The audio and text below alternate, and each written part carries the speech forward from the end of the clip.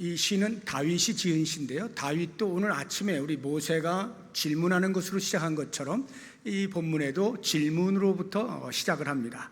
물론 이 질문에는 다윗이 답을 요구하는 것은 아닙니다. 질문의 내용을 보시면 12절 앞에 여호와를 경외하는 자 누구냐 이렇게 했는데, 경외하는 자가 누군지 몰라서 누구십니까? 손 들어보세요, 이렇게 질문을 하고 있는 것이 아니고요, 여호와를 경외하는 자들이여 잘 들으시오, 이런 말로 하고 있는 거예요. 또는 여호와를 경외하게 되면 이제부터 내가 말하는데 이러한 복을 얻게 될 것입니다 라고 외치는 소리입니다. 오전에 여호와를 경외하는 삶에 대해서 같이 생각을 해보았잖아요. 네 가지 여호와를 경외하는 구체적인 행위가 어떤 것이냐라고 하는 것을 살펴보고, 그러한 행위가 곧 궁극적으로는 우리의 행복이다 이렇게 말씀을 드렸고, 그 행복의 증명이 마지막 날 하나님 앞에 섰을 때에 하나님께서 예배해 놓으신 상급을 우리의 경건한 삶의 행위대로 갚아주신다 하는 것으로 말씀을 드렸어요.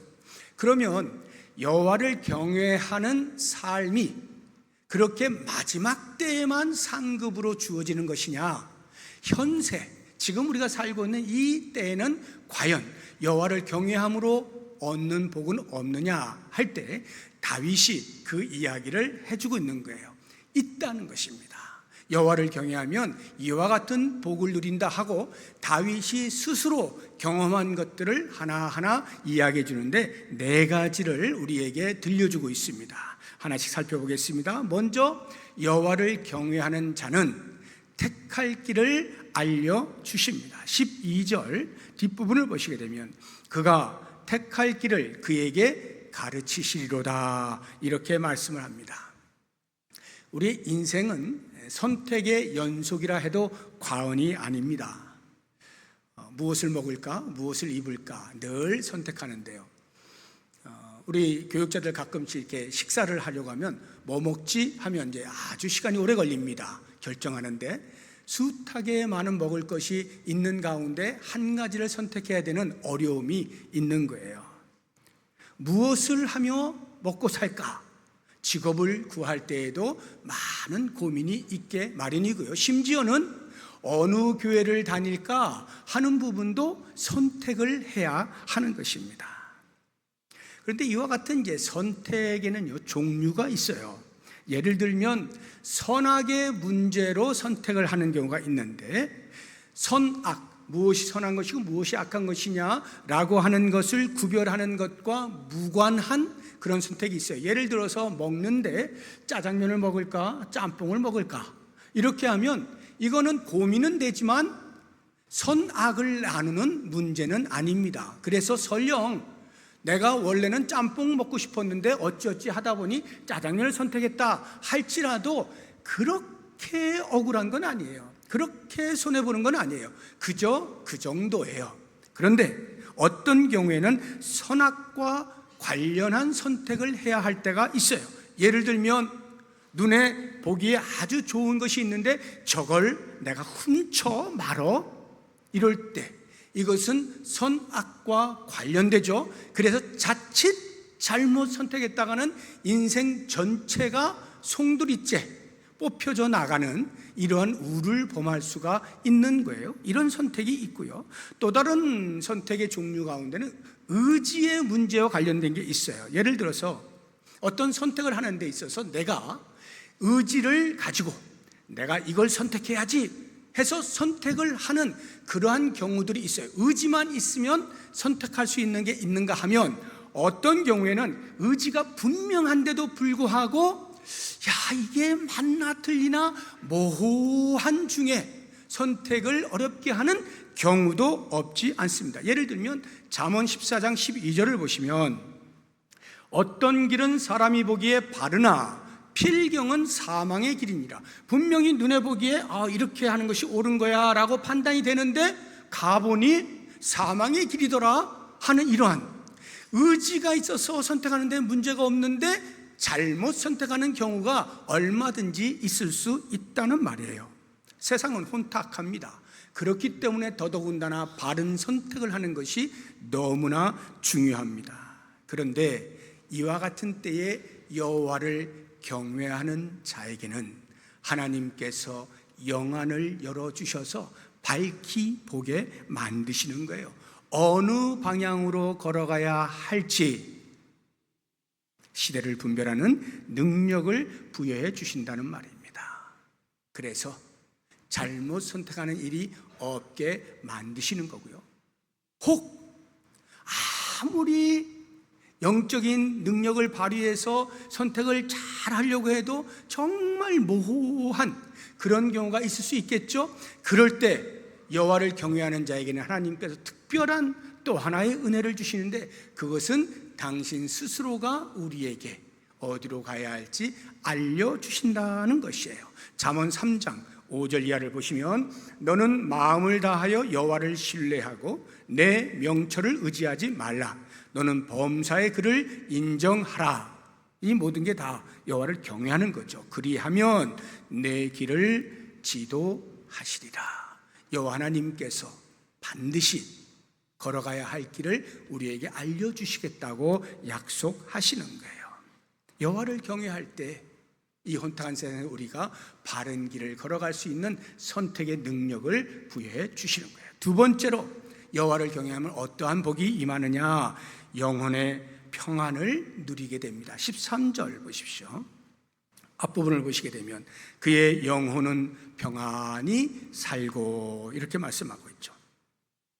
이 영혼의 평안이라고 하는 것은요, 동서고금을 막론하고 모든 사람들에게 다 관심이 있는 부분이에요. 그래서 과거를 살았던 솔로몬 왕이 이렇게 고백하는 걸 볼 수 있습니다. 전도서 6장 3절을 보시면, 사람이 비록 100명의 자녀를 낳고 또 장수하여 사는 날이 많을지라도, 복이라고 생각할 수 있잖아요. 야, 엄청난 복을 받았다 라고 생각할 수 있는데, 그의 영혼은 그러한 행복으로 만족하지 못하고, 이럴 수가 있다 이 말이에요. 세상 사람들이 볼 때 야, 저 사람 정말 엄청난 복을 받았어 라고 하는데 영혼의 평안을 누리지 못하는 일이 있을 수 있다. 이 이야기는 그만큼 영혼의 평안에 대한 갈급함이 모든 사람에게 있다는 이야기죠. 그런데 과거에 비하여 오늘 이 시대를 살고 있는 사람들은 제가 느끼기에는 과거 그 어느 때의 사람들보다 훨씬 더 영혼의 평안에 대한 갈증이 심하다, 단언을 할 수가 있습니다. 왜 그런가? 현대가 얼마나 변수가 많습니까? 우리의 삶을 평안하게 하는 것을 방해하는 수없이 많은 작용 요소들이 도사리고 있는 거예요. 과거에는 그렇게 크게까지 고민하지 않아도 될 만한 주변에 평안함이 있었다고 하면, 지금은 세상이 온통 풍파로 가득한 거예요. 그래서 우리의 영혼의 평안을 누리지 못하게 방해하는 요소들이 너무너무 많아진 것입니다. 이 이야기는 그만큼 이 시대야말로 영혼의 평안에 대하여 어느 때보다도 갈증을 느끼는 시대다라고 하는 것이고, 그렇게 해서 영혼의 평안을 누릴 수만 있다면 그보다 더 큰 복이 없다라고 말해도 틀리지 않는 시대를 살고 있는 것입니다. 그렇다고 하면 하나님을 경외하는 자가 어떻게 영혼의 평안을 누릴 수 있느냐? 다른 거 없어요.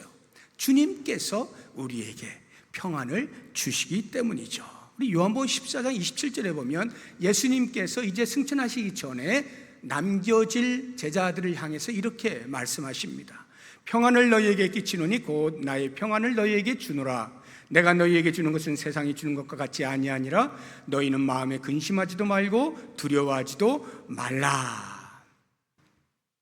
주님께서 우리에게 주시는 평안은 가변적 요소들이 아니에요. 예를 들어서 물질은 있다가도 없고 없다가도 있고 이렇게 움직이는 거잖아요. 이런 가변적인 것들로 우리에게 평안을 주시는 것이 아닙니다. 건강, 때로는 아플 때도 있고 건강할 때도 있죠. 이렇게 왔다 갔다 하는 것으로 주시는 것이 아니고요, 불변하는 것으로 우리에게 영혼의 평안을 주시는데, 그 불변이 뭐냐?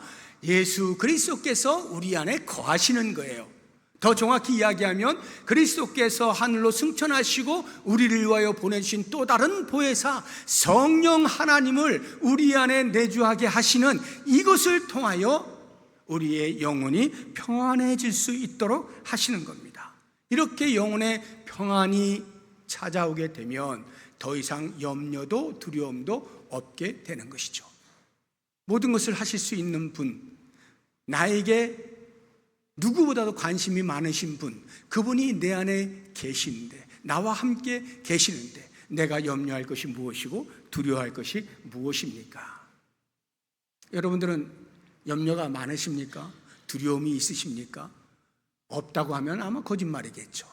세상이 이렇게 녹록지가 않잖아요. 그러니까 때때로 찾아오는 염려가 있고 두려움이 있을 수가 있어요. 물론 성격상 태평한 사람이 없지는 않습니다. 그런데 그런 성격상 태평함 말고 주님을 모시고 있음으로 인하여 순간적으로 일시적으로 잠깐은 염려할 수 있고 두려워할 수 있지만 이내 침착함을 유지하고 영혼의 평안함을 가질 수 있는 이것이 여호와를 경외하는 자에게 주시는 복이에요. 제가 그런 종류의 사람입니다. 걱정이 별로 없어요. 제가 세상에 걱정거리가 없어서 걱정이 없다기보다는 이 마음에 모시고 있는 성령 하나님으로 인하여서 그다지 크게 제가 걱정하며 살지 않는 스타일입니다. 성격이 좋아서가 아니고 내 안에 계신 그분에 대한 신뢰가 있기 때문에 염려에서 키 한 자 높일 수 없는 인생이라면 차라리 주님을 전심으로 신뢰하면서 내 안의 염려를 없애는 것이 100번 지혜로운 거 아닙니까? 여러분, 여호와를 경외하는 자에게는 하나님께서 영혼의 평안을 주신다는 것 기억하시고 그 영혼의 평안을 마음껏 누리실 수 있기를 바랍니다. 세 번째로 여호와를 경외하는 자에게 주시는 복은 자손이 복을 얻습니다. 13절 뒷부분을 보십시오. 그의 자손은 땅을 상속하리로다 이렇게 했는데요. 여호와를 경외하는 자에게 자손이 잘 되는 복을 주신다는 것은 여기에만 나오는 게 아니에요. 성경 곳곳에 나와요. 특히 이제 구약에 많이 나오는데 예를 들어서 시편 112편을 보시게 되면 1절 이하에 할렐루야 여호와를 경외하며 그의 계명을 크게 즐거워하는 자는 복이 있다 하고 어떤 복인가? 그의 후손이 땅에서 강성하며 정직한 자들의 후손에게 복이 있으리로다. 부와 재물이 그의 집에 있으며 그의 공의가 영구히 서 있으리로다.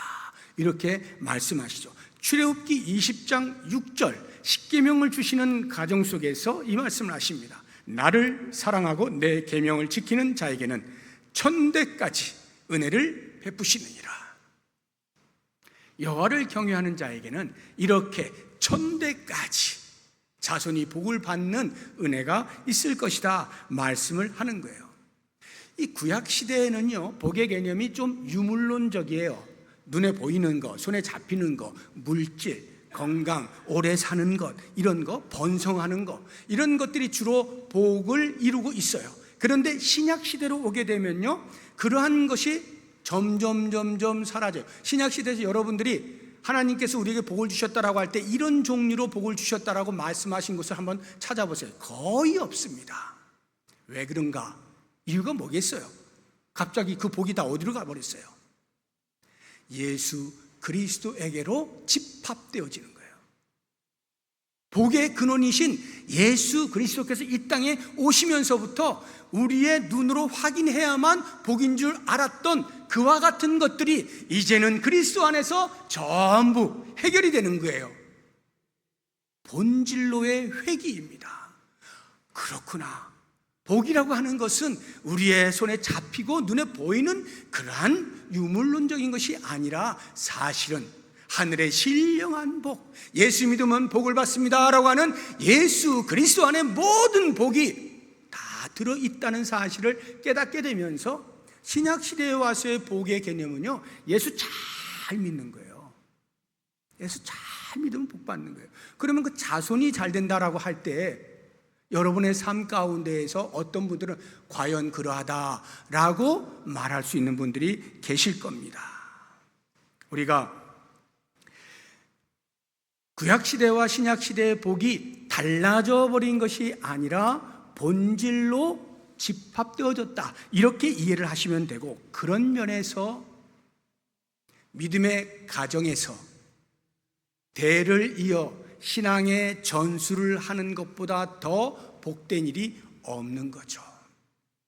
여호와를 경외하는 그 믿음, 나의 시대에서 끝나지 아니하고 다음 세대로 이어줄 수 있는 이것이야말로 진정한 복이라고 하는 것을 우리는 알게 되는 거예요. 우리의 후손들이 얼마나 부자로 사느냐, 얼마나 오래 사느냐, 얼마나 건강하게 사느냐라고 하는 것은 구약적 개념이에요.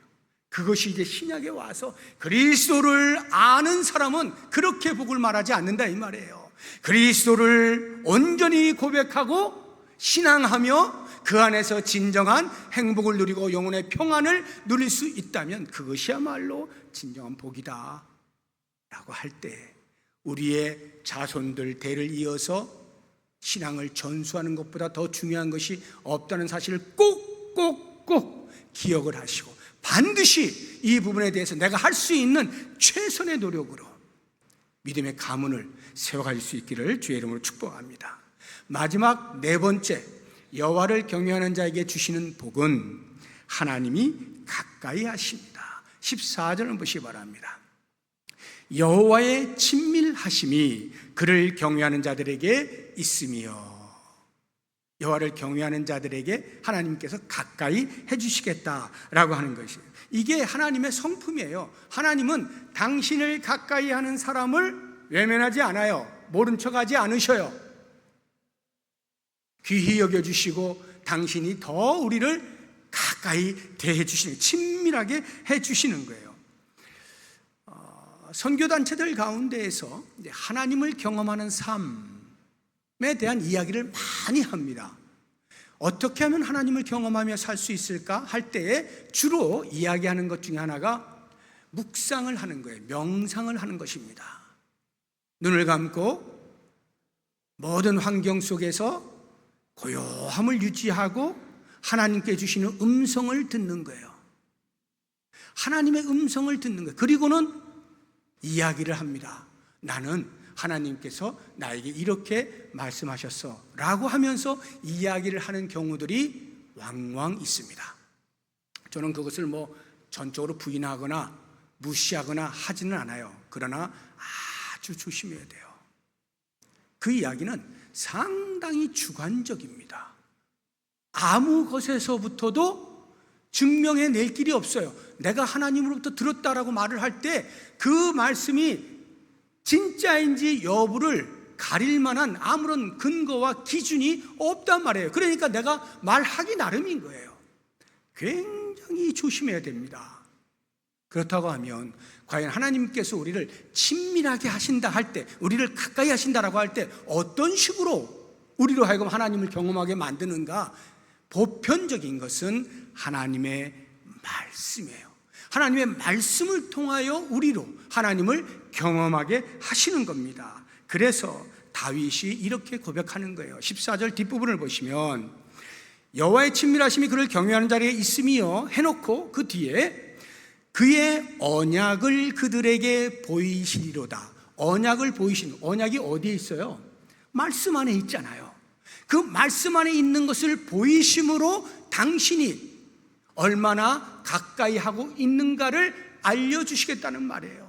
다시 말하면 하나님의 말씀을 대하는 가운데 우리는 하나님을 경험할 수 있다는 것이고, 그 경험함이 진짜인가? 그것을 무엇으로 증명한다고요? 말씀을 통하여, 말씀을 통하여 객관화되어진 이 말씀을 통해서 과연 하나님이 나와 가까이 하시는구나, 과연 하나님이 나에게 이렇게 말씀하시는구나, 내가 하나님을 경험한 것이 맞구나 하는 것을 이 말씀을 통하여 증명받는 것입니다. 여호와를 경외하는 자에게는 여호와께서 반드시 그와 가까이 하셔요. 친밀하게 하시는데 말씀을 보는 순간에 말씀 속에서 당신을 경험할 수 있는 복을 주신다 하는 것입니다. 오늘 다윗을 통해서 우리는 여호와를 경외하는 자가 현세에, 마지막 날 말고 현세에 받는 복이 어떠함을 보았습니다. 4가지입니다. 첫 번째, 우리가 택할 길을 가르쳐 주시고 영혼의 평안을 주시고 자손에게 복을 주실 뿐만 아니라 순간순간 우리의 삶 속에서 하나님께서 우리와 가까이 하시는 이와 같은 복을 주신다는 것 꼭 기억하면서 계속하여 여호와를 경외하는 삶에 대한 추구가 우리 속에 끊임없이 일어나길 원하고, 그러한 삶을 위한 직접적인 행위들을 통해서 하나님이 우리에게 부으시는 이러한 복들을 마음껏 누릴 수 있는 우리 모든 성도님들 되시기를 주의 이름으로 축복합니다. 기도하겠습니다. 하나님 아버지, 감사합니다. 이 무더위 속에서도 하나님을 예배함의 기쁨과 감격과 마땅히 예배하는 예배자로서 살아가는 것을 알고 이 오후 시간에 함께 모여서 하나님을 예배합니다. 특별히 하나님께서 주시는 말씀을 통하여 우리의 삶 속에서 어떻게 여호와를 경외하며 살아야 할지, 여호와를 경외하며 살 때 하나님이 어떠한 복을 주시는지 말씀을 통해 배우고 익히면서 우리의 삶의 구체적인 현장에서 여호와를 경외하는 놀라운 삶을 살게 하시고 하나님 부으시는 은혜들을 순간순간 누리며 마지막 날 주 앞에 떳떳이 설 수 있는 우리 모두가 되게 하여 주시옵소서.